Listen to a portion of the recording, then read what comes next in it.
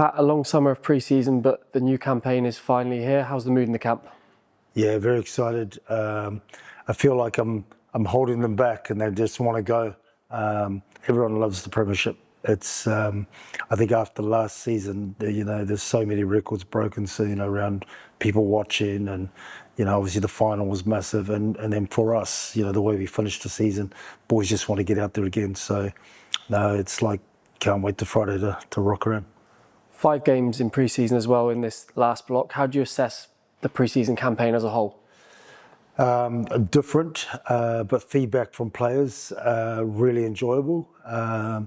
We were able to build and continue to build on our game that we the second half of the season last year. Our game we got a smaller squad, so being able to introduce those boys into it, a lot of the younger boys playing, and we did. The reason we had a few more games is that we know our game is different, to be able to expose those guys to not only train it, but then to play it. And so the outcomes out of that have been really positive for us, and which is what gives us the excitement that we're ready to go. And looking ahead to Friday night, round 1, Newcastle Falcons at Kingston Park, what are you expecting from them? When the draw was made, and I know Newcastle away, for me, it was probably the best draw we could have got, because we have to be on it. Right from day one, Newcastle, it's one of the toughest places to go. I know when I played up there, we prided ourselves on, how tough it's got to be for any team coming up here, and it's exactly the same. But what's magnified that is Steve Diamond, a good mate that, he gets people and players at the right level to bring everything at you. And so if you look at the last 5 or 6 times we've been up there, we've lost a couple, we've been close to win. Even last year, we only pulled away near the very end.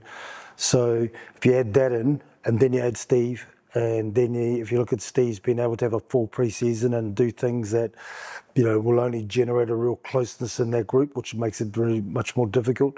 And then he's obviously brought in some new coaches, and obviously, he's cleaned out and brought in players that he wants, and players that he knows. So tough job, tough task, but for us, that's what the Premiership's about. Every game, there is no easy game. So what do you need to see from your side on Friday night to get the result that you want? I always talk about is cohesion, us playing as a team. If we go as 15 individuals, we'll get well beaten, 100%. So what I've said from day one, we've got to go up there, play the Bears way, play our game, everyone doing their bit for the team. And we do that, we've got a good chance. And generally on the squad, you spoke throughout the summer about having a younger squad, a smaller squad, and the opportunities that brings. How do you assess the progress of some of your younger players throughout the summer? I think they go hand in hand. The fact that we've got a smaller squad, all the young players are now looking up and going, instead of 4 or 5 players before he gets a chance, they came into this team room at the very first day, and there's like lots of space, lots of chairs available. Normally we're crammed right up the side, and they could generally, like every year I talk about, be ready, young guys, be ready, you get your chance. It's like, yeah, but there's a lot of players. This year I probably didn't even have to say it. They just looked around and went, man, I'm next. But then the knock-on effect of that too, the positive, is that with the smaller numbers, they're all training. They're all, they're getting reps, and they're getting reps in the Bears way. I deliberately mixed up the younger guys with senior guys, and you can see the difference on confidence and relationships, and obviously in cohesion. So, and when our experience of a 10-team league, made me realise that we didn't need such a big squad, because what the most difficult for me when I see talented players not being able to play games, because we just can't fit everybody in. So to be able to have a smaller group doing that has been really good. And on selection for this week, some good continuity from last season, certainly from that really strong run post-Christmas, and being able to welcome Stephen Luatua back is obviously a huge benefit as well. Yeah, it is. I think going up to Newcastle, we need all our experienced hands. So when you look at Stevie is a Centurion, Jake Heenan is a Centurion, a lot of experience, played with Stevie many times. Fitzy's getting up there now as the captain, so there's a really strong back row there. Then you look at last year, Dunny and Bats played a lot of rugby together, and they're in there. And then, Alice, Thax and Max Lahif, who's, he's closing on being a Centurion as well. Thacker is. And then Rans, another Centurion, Rans, AJ, Jimmy, BV played a lot of rugby last year together in that second half, and so that cohesion. And then obviously Max at fullback, Siva, Gabs, that back line. So, we deliberately selected a team because of the challenge that we face, to have as much experience as we can there. And there's some good young players coming off the bench, Joe Jenkins, George Kloska, Ben Grondona, so it's exciting youth. So that probably sums up what we've been talking about in that first selection. And some guys who unfortunately won't be playing on Friday, Calavati, Revovo, Noah Hewitt. Talk to me about their injuries. Yeah, really unfortunate. In the Dragons game, Calavati's been unbelievable, and I was really looking forward to go. And I kick myself really now because I remember in that game, it was probably about 12 minutes to go, and Sean Marsden turned around to me and goes, should we get colour off now? And there was a scrum attack. I said, let's give him the one more scrum. We chip over, he catches on the fill, does a fan, does an out the back offload, and we go and score a try. But when that and I said, yeah, great. And then I said, now he can go off, but he got injured, head in the ground.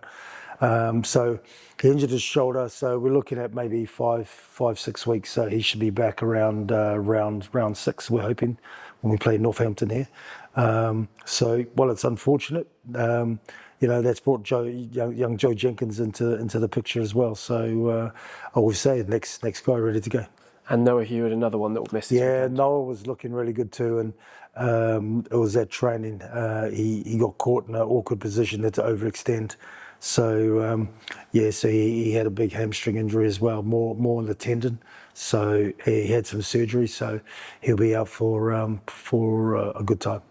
Pat, your 8th season with Bristol Bears, you must still got that same buzz and excitement ahead of round 1.